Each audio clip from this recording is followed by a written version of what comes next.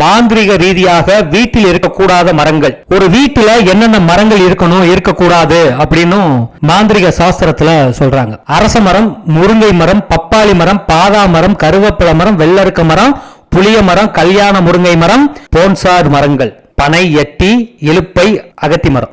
இந்த மரம் எல்லாமே மாந்திரிக சாஸ்திரப்படி வீட்டில் இருக்கக்கூடாது.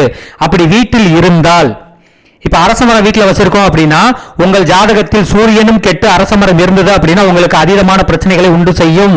உங்களுடைய தகப்பனார், குடும்ப தலைவர்கள், தகப்பனார் இருந்தா தகப்பனாருக்கு, தகப்பனார் எல்லாம் நாங்கள் கனவு மனை மட்டும் இருக்கிற குழந்தைகள் இருக்காங்க அப்படின்னா அந்த குழந்தையினுடைய ஜாதகத்தில் எங்கேயாவது சூரியன் கெட்டு போயிருந்தா அந்த தகப்பனாரால அந்த வீட்டில் நிம்மதியா இருக்க முடியாது. வேறொரு வாழ்க்கையவோ வேறொரு முறையோ தேடி போகக்கூடிய தன்மை உண்டு பண்ணும். ஒரு வீட்டுல என்ன மரம் வைக்கணும் அப்படிங்கறத தெரிந்துதான் வைக்கணும்.